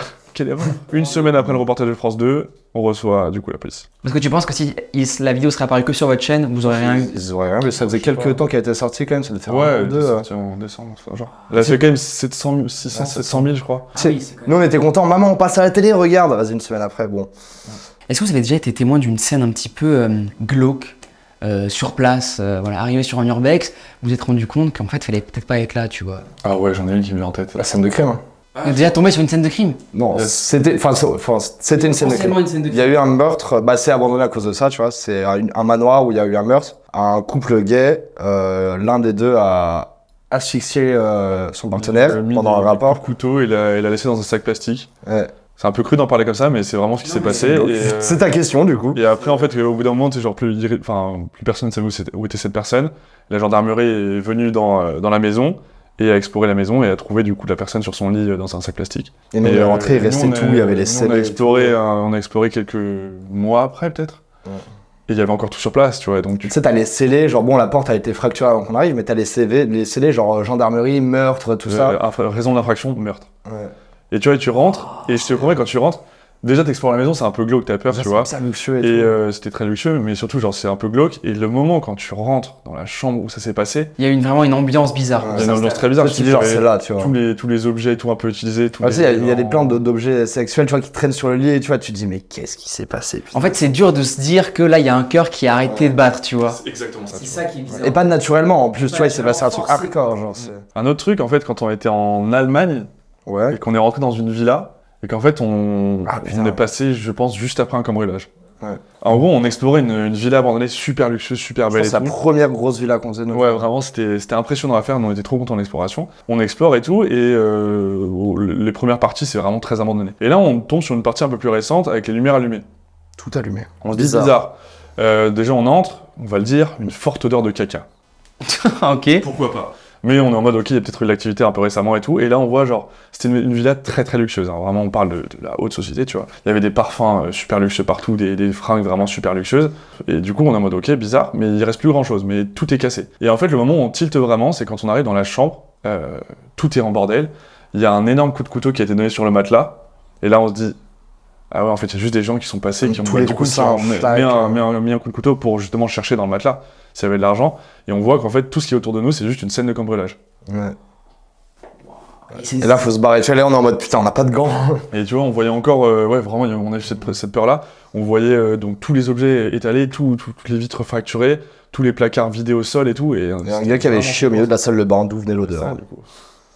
Ah oui, les gars, ils aiment bien faire des délires chelous en exploration, genre ils chient à des endroits où faut pas chier, tu vois. Bon. C'était une autre idée, truc gore qu'on a vu. Après, il y a des trucs genre, dans les hôpitaux, tu vois, on trouve, genre, on t'ouvre un frigo, t'as des trucs, oh, le laboratoire P3. Genre, c'est bien glauque ça, t'as des belles bactéries et tout, genre, le laboratoire P3, c'était au Japon. T'as tous les échantillons, t'as des échantillons de sang, t'as des bactéries et tout, des virus. Tu sais, en gros, il y a plusieurs niveaux pour les laboratoires. Et en gros, P1, P2, c'est pour les petites maladies, etc. À partir de P3, c'est des maladies qui sont hautement infectieuses. C'est-à-dire que si elles sont libérées dans l'air, tu peux mourir. C'est l'épidémie mondiale. Ouais, c'est ce truc. Voilà. Et là, il y avait des P3 là. Et il y avait c'est très rare les labos. Le virus que tu connais, H5N1. La grippe porcine ou aviaire. Ok. Qui a fait une épidémie en 2020, je crois, quelque chose comme ça. Et P4, après, c'est des trucs genre, ça peut être genre Covid, Ebola, des trucs très mortels, enfin, qu'il faut vraiment pas être libéré dans l'air. Du coup, on explorait ça, et il y avait encore, du coup, les virus de la grippe aviaire. Ou porcine, je me trompe à chaque fois, c'est H5N1. Est-ce que vous avez déjà été malade après une exploration ou eu des séquelles par rapport à une exploration, je veux dire physique? Après avoir traversé la Seine, toi, là? Ouais, alors ça, c'est... Ah ouais? Vas-y, raconte-moi, je veux savoir. En fait, c'était une exploration qui date d'il y a très longtemps. On avait un petit parc aquatique qui était abandonné sur une île de la Seine. Et en fait, pour s'y rendre, à ce moment-là, on avait juste un seul moyen, c'était nager. Nager avec un petit bateau, mais le bateau, on tenait pas à deux avec tout le matos. Du coup, on nage, on traverse, on explore l'île. On traverse après l'exploration, on est trop content, on refait la Seine dans l'autre sens. Les 3 jours suivants, j'étais malade. Je vais pas te faire un schéma, mais j'étais très, très malade, quoi. Vous avez déjà fait des grosses blessures en urbex? Je sais pas moi, tombé, tu sais, le toit n'était pas solide, vous avez traversé le toit ou des trucs comme ça. Vu qu'on commence à savoir estimer à quel niveau ça devient dangereux, on a la jugeote de pas aller justement là où ça pourrait être dangereux. Ouais. Après, ça peut arriver à n'importe qui d'escalader un truc, tu te rates, tu t'empales, tu vois. Heureusement, c'est jamais arrivé jusque-là, mais des coupures, tu vois, tu te retrouves avec là, tu saignes partout. Ouais, des coupures. Là, je me souviens d'un truc, ça m'avait fait très mal ce jour-là. On voulait escalader un mur, et en fait, au-dessus du mur, il y avait des tessons de verre. Du coup, j'accroche ma main, et là, je lâche tout de suite, ça me fait super mal, et je vois ma main, et du coup, j'avais le doigt sectionné comme ça, à cause du sang.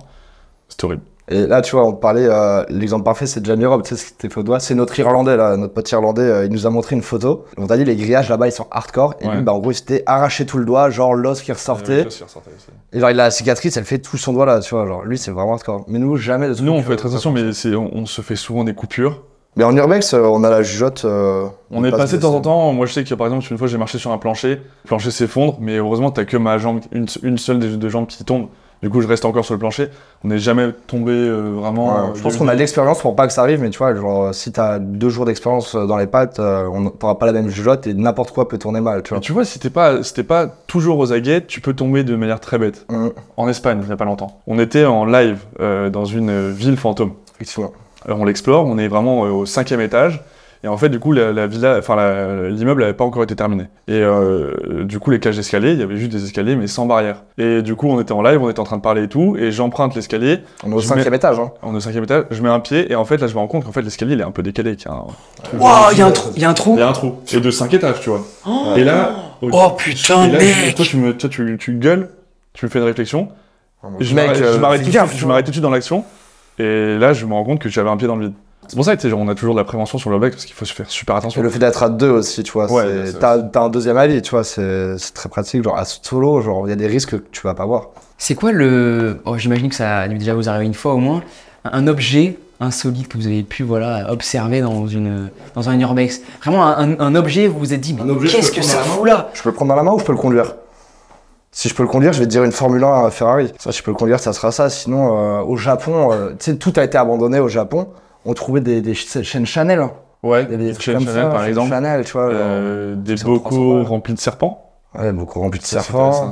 Ah, mais des serpents qui étaient encore en vie, quoi. Non, mort. Ah, mort. C'était un ancien laboratoire de serpents, où des serpents étaient étudiés et tout. Et en fait, on est arrivé là, Et vraiment une ambiance trop bizarre, tu sais, genre c'est un petit établi en bois, t'as plein de bocaux avec des serpents entourés, des serpents enroulés sur eux-mêmes dans du formol. Juste à côté, t'avais une sorte de petite remise avec plein de cuves, avec plein de serpents, quoi. Il y avait des milliers de serpents à l'intérieur. Ouais, il y avait là un musée du serpent, avec des migales et tout, plein d'insectes en chelou. Est-ce que vous avez déjà vécu une situation gênante avec un être humain en urbex?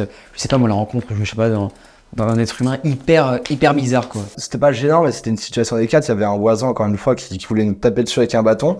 Et lui, on était en train d'escalader pour accéder à un truc. Et on avait laissé notre matos au sol. Et le type a chopé le matos, tu vois. Et il voulait enculer notre matos, tu vois. Ouais, je me sens. En plus, à cette époque-là, on filmait avec 2 caméras. Et du coup, c'était un voisin, un propriétaire, on sait pas exactement, qui a débarqué dans l'endroit complètement vénère. Et du coup, il prend nos 2 caméras avant que j'ai le temps de les récupérer. Et il s'apprête à aller les jeter chez une personne. Tu sais, il n'y a même pas de blabla, de discussion en mode bonjour monsieur, on est désolé, on n'a pas être là. Genre, non, tu sais, il met des coups dans le vide reculé, tu vois. En fait, à ce moment-là, il avait pas encore de. Ah oui, c'est vrai, il allait le chercher. Du coup, il essaie de lancer les 2 caméras, je les attrape, je les garde sur moi, et là, il repart à l'intérieur. Donc moi, je suis content, j'ai sauvé les 2 appareils photo, là, je le vois courir à l'intérieur. Trop bizarre, sachant que Gabriel est encore à l'intérieur. Sauf que Gabriel était sur le toit, je crois, à ce moment-là, du coup, il était pas encore descendu. Et j'entends que ça gueule. Et là, je le vois ressortir avec une barre de fer. Et là, je suis en mode merde. Ouais. Et donc, c'est pas juste pour menacer, c'est qu'il veut me taper. Donc là, il commence à faire des gestes de vraiment, je vais te taper, etc. Toi, tu débarques, tu vois la scène, tu commences à gueuler pour essayer de calmer un peu la chose. Et le mec, vraiment, toujours aussi fou de rage. Et du coup, vraiment, c'est un échange, il nous insulte. Nous, Et après, il dit, vous êtes garé où? Ouais, ça. Et après, il commence à essayer de vouloir nous suivre jusqu'à notre voiture pour casser notre voiture. On lui dit littéralement, vous êtes garé où? Je vais vous péter votre pare-brise. Et on était à 2 doigts de dire, c'est cette voiture, tu vois. De le voir tabasser une voiture comme ça dans la rue. Rigoler de rire, mais... Pour le contenu, ça aurait été parfait pour les gens. Les gens se seraient tellement tapé une barre. Je sais pas qui est fautif dans cette histoire si tu veux ça, tu vois, donc... Et du coup, on s'est barré en con, on est retourné à la voiture. Et du coup, en fait, on n'est pas retourné dans notre voiture directement, on a marché un peu plus loin, tu vois, pour voir qu'il nous suivait bien pas et tout. Et après, on a réussi à rentrer dans notre voiture, mais on avait encore une fois peur, parce que vraiment, là, il était vraiment à 2 doigts de nous taper. En fait, il a essayé de me taper. Ouais, toi, t'avais esquivé, toi. J'ai esquivé le coup, mais il a voulu me mettre un coup de barre de fer. Ouais. Et du coup, c'était le propriétaire de C'est un voisin. Je pense que c'est un voisin, ouais. Ça lui a abandonné depuis vraiment très longtemps, Ouais. tu vois, donc... Très photogénique, c'est pour ça qu'on voulait y aller. Il y avait vraiment une petite piscine intérieure avec des colonnes grecques trop stylées, tu vois. Bah, ça nous a valu une petite baston, quoi, entre guillemets. Est-ce que vous croyez au paranormal? Parce que voilà, dans vos vidéos, on peut voir que vous êtes très souvent rationnel. Quand il y a un événement qui se passe, vous expliquez toujours de manière rationnelle l'événement. Vous y croyez ou pas? Ou est-ce qu'il vous est déjà arrivé lors d'Urbex une expérience un petit peu flippante paranormale? Ou inexplicable? Envie d'y croire. En fait, on est assez neutre sur la position, c'est-à-dire qu'on n'est pas en mode ça n'existe pas. Et bah moi je pense que j'ai un exemple que je peux dire, par exemple, toi aussi je pourrais en dire un. Moi c'était, en fait on a cette série de vidéos où on dort dans des lieux abandonnés. Et la première fois qu'on a dormi dans des lieux abandonnés, je me souviens que c'était dans un château. Et moi je dormais dans des conditions terribles, je dormais vraiment à même le sol. Et du coup je dormais très mal et je me souviens que je me suis réveillé vers 4h du matin. Et j'ai entendu des bruits à l'étage. Et c'est assez... Je vais te les décrire parce que c'est très bizarre. Comme si quelqu'un lançait un gobelet au sol. C'est un bruit spécifique, tu vois. Et je sais toujours pas l'expliquer à ce jour comment ce bruit a été fait. Et du coup, je me dis, qu'est-ce qui s'est passé à cet âge-là? Pourquoi il y a eu ces bruits-là? Je sais pas. Mais tu vois, si on est rationnel, on peut dire c'est des pigeons, c'est des rats qui jouent avec un truc de plastique, tu vois, il y a plein de théories. Il y avait une autre histoire où on a chopé un truc à la caméra, tu vois. On explorait une école abandonnée, c'était vraiment une de nos premières explos. Et on filme le truc, voilà, on publie la vidéo. Et tout le monde nous dit dans les commentaires, 11 minutes 30, 11 minutes 30, là, il y a une petite fille, une silhouette, tu vois. Petite fille en robe blanche et tout, genre, truc hyper badant. Et on le voit, on met pause, on la voit, tu vois, elle est vraiment là. Et c'est bizarre, tu vois, j'avoue que ça ressemble vraiment. Et on se dit, vas-y, on retourne sur place et on va voir, tu vois. Parce qu'à l'image, c'était vraiment une petite fillette qui apparaissait dans le noir. Donc là, sur votre chaîne YouTube, il y a cette image-là. On pourra mettre aux gens, d'ailleurs, on vous le mettra. Et après, on arrive sur place, tu vois, on reprend le bon angle et tout. Et en fait, c'était un lieu vraiment très dégradé avec de base un mur noir. Et t'avais une zone où le noir n'était plus et c'était du mur blanc. Et en fait, l'effet, comment ça s'appelle quand l'œil il voit qu'il y a un visage? Pareidolie. Pareidolie. Voilà. Alors, c'est un effet pareidolie, tu vois. Exactement. Et en gros, l'œil il voit une silhouette de petite fille alors que non, c'est juste du mur râpé blanc sur un mur noir. Mais la forme est vraiment genre parfaite, tu vois. Et on a eu l'explication du coup. Donc à chaque fois qu'il y a un truc bizarre, tu vois, on reste pas en mode, on n'est pas direct c'est un fantôme, c'est en mode on va chercher, tu vois. Un peu comme le Grand JD, bah ouais, c'est bien, ça me bien. Par exemple, il y a pas longtemps, on a dormi dans un asile psychiatrique, un lieu super flippant et tout. Et en fait, dans un asile en Italie où ils pratiquaient, oui, abandonné évidemment, où ils pratiquaient des trucs assez horribles, donc que ce soit lobotomie et thérapie par l'électrochoc. Thérapie par l'électrochoc, c'est vraiment en gros les patients qui sont un peu trop turbulents et tout, ils leur mettent des électrodes sur le cerveau. Ils appuient pour aller faire les électrices, tu vois. Et du coup, gros choc, ils convulsent et tout, ils pensaient que ça soignait. Donc vraiment, il s'est passé des trucs très très bizarres dans cet asile, et c'était fait au sous-sol. Et au sous-sol, quand on explore, on a vu un truc qui n'a toujours pas d'explication pour nous à ce jour. C'était genre des mains en condensation sur le mur. C'est-à-dire qu'il y avait juste plusieurs endroits sur le mur où tu avais des mains en eau qui apparaissaient. Genre tu te touches, genre tu sais c'est un mur un peu qui s'effrite, tu vois, si tu fais ça. Et t'effrites comme ça, bah ça s'enlève, tu vois. Donc, ah oui, donc là, il y avait une trace de main. Ouais, tu vois, trop bizarre. Mais c'est hyper étrange. Ouais. Comme si elle était fraîche, la trace. Comme si quelqu'un venait de mettre de l'eau dessus, alors qu'on était tous. On était en pleine nuit, tu vois, c'était dans les sous-sols en plus, genre, vraiment là où se passaient les choses très glauques à l'époque. Et il y a aussi une autre fois, on a exploré une petite maison abandonnée à côté de Paris. On rentre dans une chambre, paf, t'as le tableau et un truc qui tombe au sol, tu vois. Ouais. Bon, ça peut être un effet de vent ou la porte, mais genre, dès que tu rentres sur la table de nuit, tout qui tombe. C'est pas un truc comme ça où tu sais pas, tu vois, genre, mais on a envie d'y croire. Est-ce que après, tu sais, tellement qu'il se passe rien, votre présence fait bouger un peu les choses, tu vois? C'est ça, on essaie de toujours être rationnel. Et le jour où ça arrivera vraiment, je pense, un truc vraiment flippant, où on sera en mode, ok, c'est vraiment du paranormal. Là, on sera. Tu vois, je regarde des vidéos de gens, et parfois quand je vois parler, je sais qu'ils mentent pas, tu vois, genre ils sont marqués par l'histoire. Et je pense un truc qui me fait aussi dire que c'est possible, c'est que ma grand-mère, tu vois, elle vivait dans un château avant. Et ce château, il y avait les nazis pendant la Seconde Guerre mondiale, plein de trucs un peu bizarres, tu vois. Et quand on était petit peu, genre 15-16 ans, tu vois, je me dis, hey, tu crois aux fantômes, toi? Elle fait, ouais, bah ouais, bien sûr. Et ils sont gentils ou méchants, les fantômes? Bah parfois ils sont gentils, et les méchants, ils viennent s'asseoir au coin de mon lit le soir. Et t'as ta grand-mère qui te dit ça, tu vois. Pourquoi elle me mentirait, mamie? Oui, ce serait pas. Il y aurait aucune raison valable, quoi. Mais vas-y, toujours dans le du coup, genre, quand on va dans un lieu, même, on a fait des cimetières abandonnés, tu vois. On n'allait pas là-bas en mode on cherche des fantômes, tout ça. On n'a jamais trop cherché à provoquer non plus. On explore au naturel et on voit ce qui se passe. Et moi j'adore cette démarche. C'est pour ça que je vous ai fait venir ici parce que votre démarche de faire ça naturellement, et ça se voit en plus, c'est vraiment deux potes, on suit deux potes qui vivent une expérience, quoi. Ça, on se prétend pas expert de quoi, on est juste deux gars, deux randoms en vrai.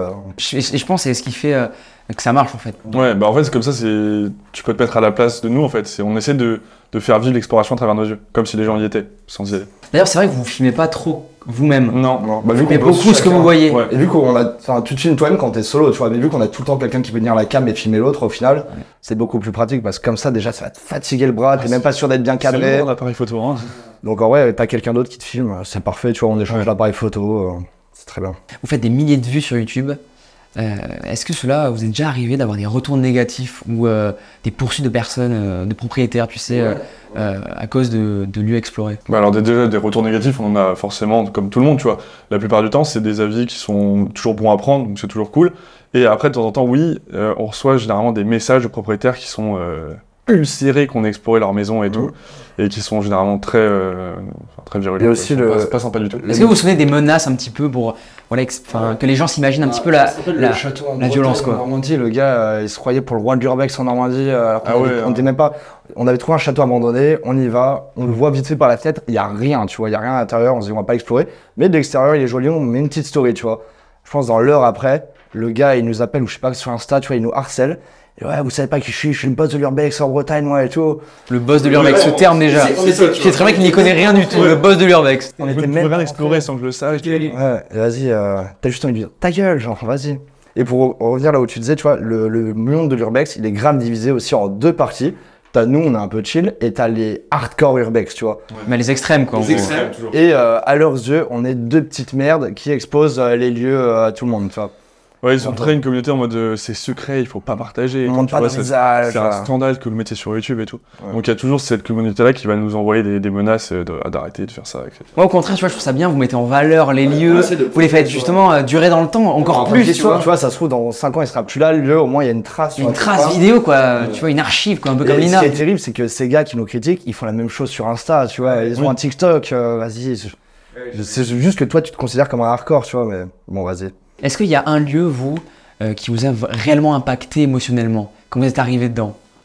Vraiment un lieu qui vous a marqué et qui vous marquera à vie, quoi. Tu vois, en Turquie, au milieu du désert, t'as genre 700 maisons Disney, 500, 700, ouais, 500, qui sont toutes construites à l'identique, au milieu du désert, à moitié finies, tu vois, il y en a qui ont des fenêtres, d'autres non. Et c'était un spot, genre, c'est lunaire, tu vois, de voir toutes ces maisons décuplées, tu sais, t'as l'impression que c'est une illusion d'optique ou Photoshop, t'as mis des trucs. Et ça, peut-être que t'as déjà vu un post. Ça me dit un truc, est-ce que c'est pas des maisons blanches? Si, exactement. Je mettrai un extrait pour les gens. J'ai vu ça, je me suis dit, mais c'est vraiment un conte féerique. Et exactement, et quand on l'a vu, on était il faut qu'on y aille. Et du coup, on est parti exactement pour ça. Il y a quoi du coup là-bas en fait? En fait, c'était un projet immobilier qu'ils ont fait, genre un gros projet, hein, ça coûtait genre plus de 200 millions, quelque chose comme ça. Ah d'accord, ok. Vraiment un gros truc, et en fait, ça a complètement fait faillite parce qu'ils n'ont pas réussi à vendre assez de villas. Il devait y avoir un énorme centre commercial et Ouais, tout à côté. vraiment un truc énorme. Et en fait, comme ils n'ont pas réussi à vendre, le projet a fait faillite et les maisons sont restées comme ça et n'ont pas bougé depuis. Après, c'est perdu au milieu de rien quoi. Donc, Ouais, c'est c'est dans les ça monts qui est un peu Gâché, con. c'est de la pollution et tout, genre c'est. Et là-bas, on s'est fait, il y a des bergers qui voulaient nous racketter parce qu'on s'est fait attraper par la sécurité, enfin la Des sécurité. bergers? Enfin, les deux gars qui nous ont attrapés, c'est des bergers. Hein. Non, mais c'est de la sécurité. Et ouais, eux, ils sont pas contents du tout. Ils nous réclament 2000 balles, je crois, un truc comme ça. Au début, en gros, en fait, comme ils avaient l'habitude, c'est un lieu qui est un peu touristique entre guillemets pour les urbexers, enfin youtubeurs. Il y a beaucoup de gens qui y vont. Du coup, en fait, ils parlaient vraiment pas anglais. Money, money, Ils money. nous montrent un papier. Enfin, ils nous montrent un petit truc sur leur téléphone avec un texte préécrit où ils nous demandent 2000 $, sinon ils appellent la police. Bon, tu le vois l'arnaque déjà à plein nez quoi. Ouais, tu sais, ils sont là, ils font money, money, money. Et on était avec un pote à ce moment-là, on avait un autre pote, il avait 20 balles en cash sur lui. Lui, il fait, bah, j'ai 20 balles, hop là, tiens le billet, tu vois. Money, money, money. Ils ont essayé de nous dire, vous avez un beau t-shirt, je peux vous le prendre et tout. J'aime bien tes habits, toi. Ouais. Et ils ont vraiment essayé de nous corrompre, du coup, pour nous extorquer de l'argent. Et du coup, vas-y, c'est deux petits papiers, on est juste partis, tu vois, en marche rapide.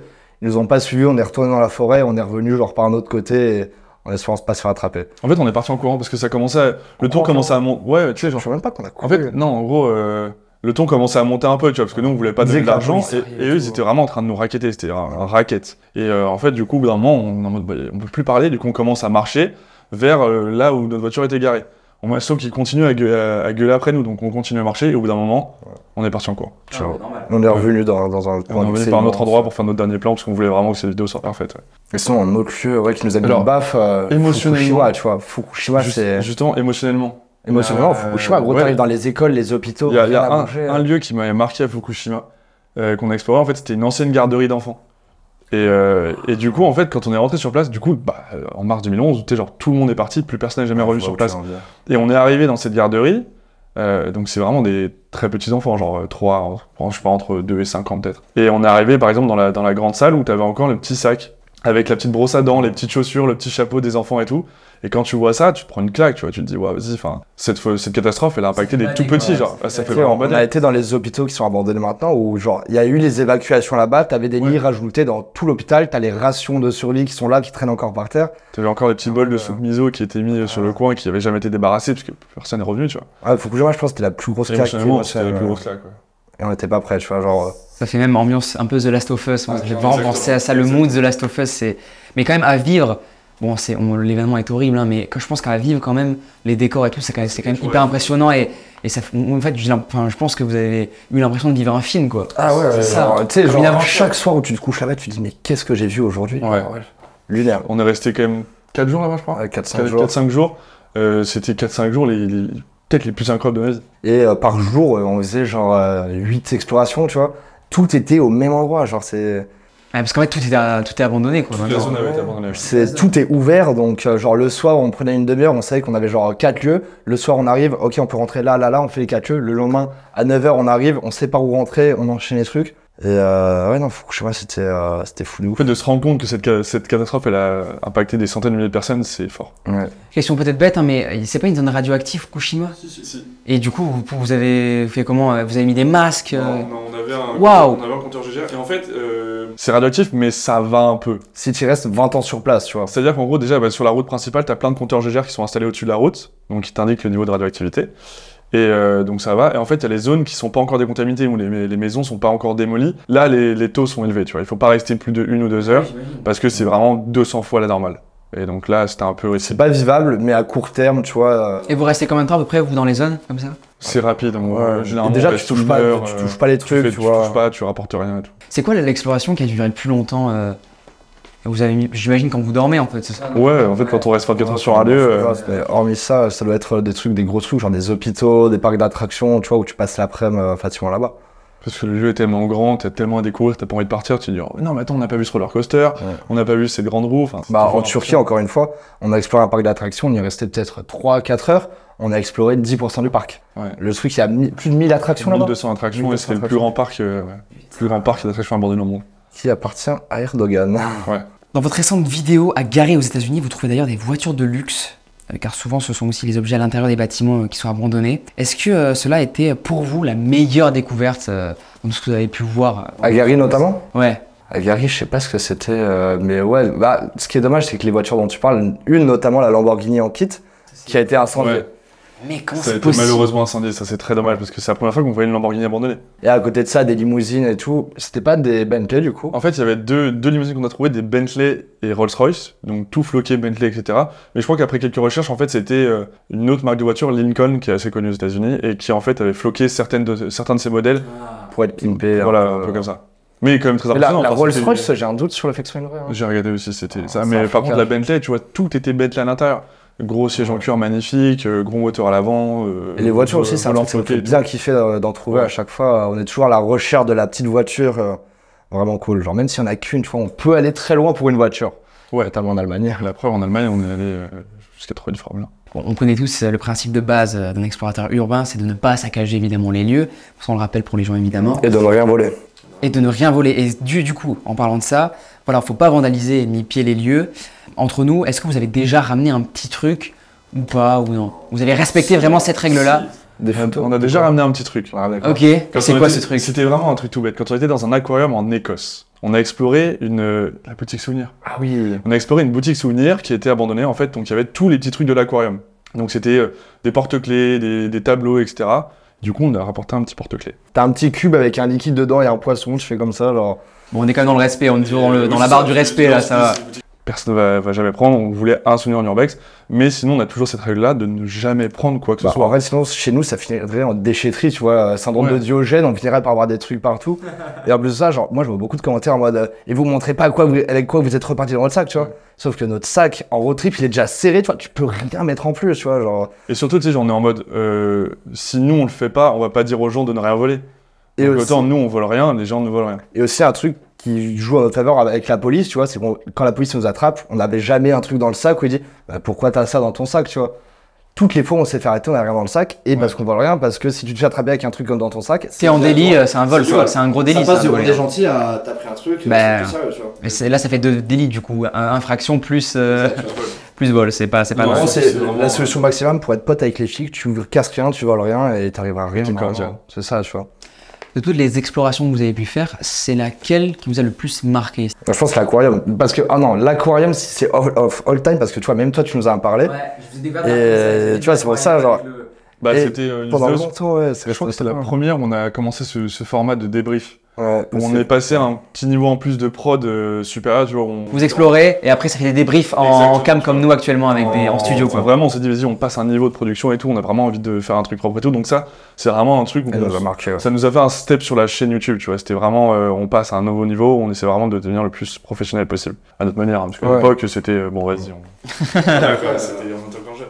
En vrai, à chaque fois, sur tous les road trips, t'as 2-3 lieux où on se dit, genre, on sait que c'est pas forcément ceux qui vont le mieux marcher, mais on se dit, mais ça, c'est trop stylé, trop envie de le faire, tu vois.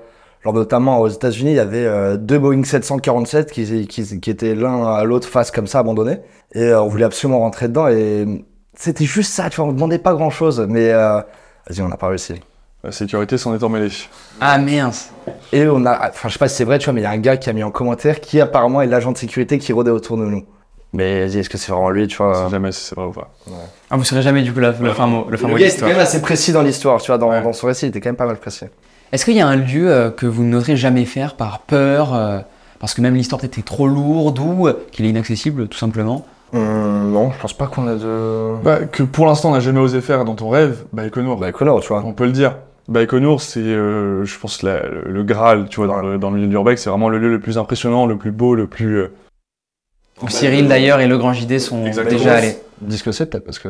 Et en fait, Baïkonour, c'est du coup un ancien cosmodrome qui appartenait du coup à la Russie, qui appartient toujours à la Russie, parce qu'en fait, il y a une partie qui lance encore des fusées. Ah, c'est une base spatiale, c'est ça, ouais. C'est une base spatiale. Ouais. Et en fait, il y a une partie où il y a 2 navettes qui ont été abandonnées parce que le programme qui développait ces navettes a été abandonné. Et du coup, elles sont toujours là depuis des dizaines d'années. Il y a un lanceur aussi, le gros tube. Ouais, il y a un lanceur et une navette. Donc vraiment un truc, C'est la quête finale, tu vois. c'est impressionnant, mais ça comporte énormément de risques. Et c'est un prix aussi. Ça coûte cher pour une exploration et on peut pas encore... Mais en termes de permettre. risques pour notre vie, tu vois. En plus. Alors, du coup, c'est pas sûr. contrôlé par des Russes qui sont très très méchant, on va dire, sur cette base, parce que du coup, il y a beaucoup d'infiltration, donc il y a beaucoup de sécurité de plus en plus, surtout pendant le lancement de fusées qui sont juste à côté. Et en plus de ça, c'est des conditions physiques, tu vois, il faut traverser un désert sur 50 km. C'est 50 km, c'est non, énorme. j'abuse. Ah ouais? Peut-être un peu moins, je pense, mais c'est un décès récemment, du coup. Ouais, c'est ça, il y a eu un décès récemment déjà d'un Français. Et en fait, c'est vraiment traverser un désert sous 50 degrés, sur plusieurs dizaines de kilomètres, où l'expédition dure au moins 2 jours. Qui est d'ailleurs mort comme ça, le Français. Et en plus, le gros gamble, c'est que t'as fini l'explo, t'as traversé le désert, t'es au point, faut que le taxi revienne. Il y a ça, il faut avoir une voiture d'expatriation. D'ailleurs, apparemment, c'est très compliqué. Le Grand JD et Cyril, je me souviens à l'époque, avait un problème d'ailleurs avec ça. Ils ont fait se faire arnaquer. Enfin, très bizarre le délire, donc faut faire ça aussi hyper gaffe. Faut savoir avec qui tu pars aussi, important. Bah nous, on n'irait pas juste tous les deux, je pense. Non. On a un gars qu'on connaît qui est connu sur internet, celui qui allait avec le Grand JD, justement, qui s'appelle David. Lui, il organisait. On a déjà parlé justement, et si il y a une personne avec qui on y va, ce sera lui. Il y a genre 7 fois, lui. Ouais, il est fou. Il ferait bien un truc. 7 fois. Et je crois même que c'est lui le premier à être allé là-bas, tu vois. C'est possible. Ouais. C'est très possible. Donc le gars est un peu fou dans sa tête. Et lui, il nous avait mis dans une con en mode, il nous avait proposé. C'était un peu cher. Mais en tout cas, vraiment, ce serait vraiment la consécration, je pense. Ouais. Mais du coup, pour l'instant, on n'ose jamais le faire parce qu'on sait qu'il y a énormément de risques. Ouais, c'est ça. Et on sait aussi qu'une fois que tu l'as fait, après, tu vois, explorer des trucs un peu comme on fait maintenant, tu vas te dire, putain, j'ai fait le top, tu vois. Peut-être tu vas reperdre en engouement, tu vois. C'est aussi ça.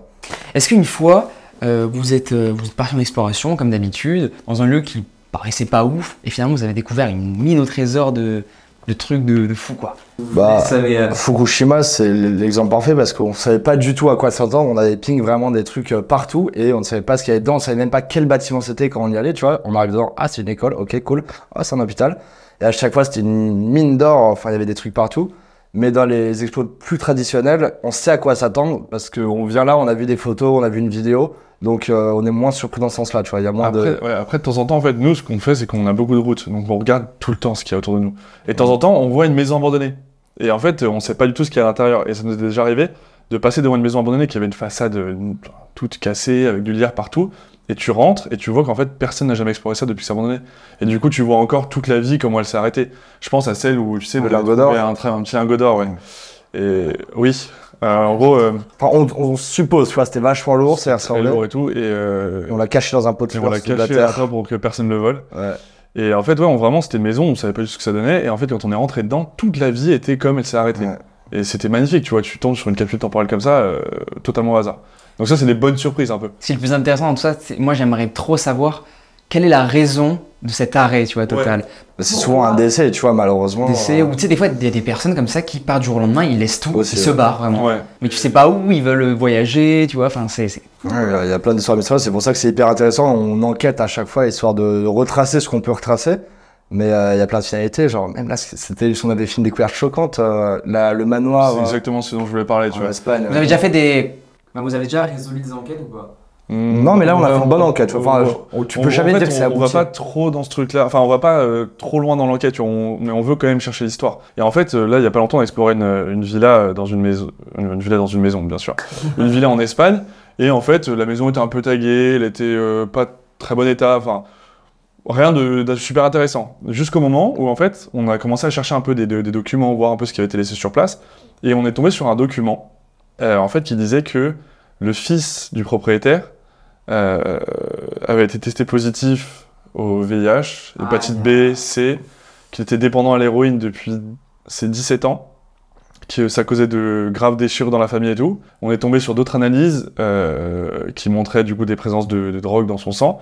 Et d'ailleurs, des abonnés nous ont dit qu'apparemment ça, c'était un rapport d'autopsie. Donc on ne sait pas encore, on n'a toujours pas la version finale de ce truc-là. Il y a aussi des trucs, il avait fait des faux chèques pour pouvoir acheter. Il a été de nombreuses fois condamné pour des agressions, pour des extorsions de chèques, etc.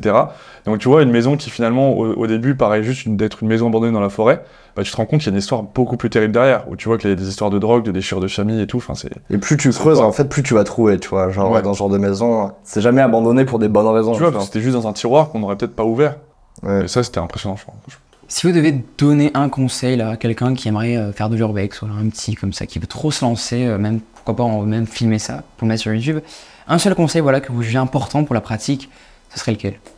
Bah, si vous y allez, faites très très attention. Être majeur aussi. Déjà, être majeur, c'est mieux. N'y allez jamais seul. faites très attention là où vous marchez. Mais vraiment, ça, c'est un des trucs les plus importants. Il y a eu beaucoup de morts comme ça. Justement, je voulais juste Des gens vraiment qui meurent mais de manière nulle. Ils voient pas un faux sol, paf, ils passent à travers. Toit d'usine. Je voulais juste revenir sur un truc justement qui s'est passé il y a pas longtemps en France, où il y a un groupe d'adolescents qui sont partis explorer. Il y a 2 jeunes qui sont montés sur un toit, et le toit a cédé, et elle a fait une chute de 12 mètres.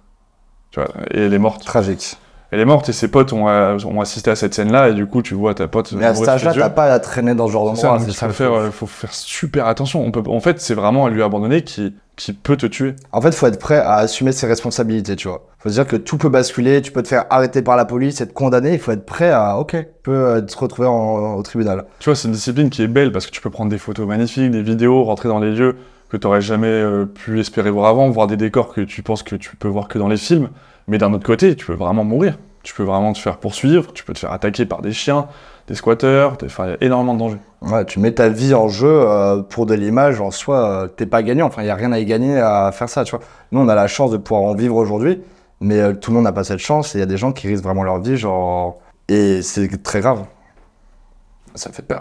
Merci les gars. Avec plaisir. C'est la fin de l'interview. J'espère que vous avez apprécié ce petit moment d'échange, de raconter vos anecdotes les plus folles que vous avez vécues. Ça m'a fait plaisir d'écouter tout ça. Je pense que les gens auront trop kiffé aussi. Et voilà les gars, je fais un petit check.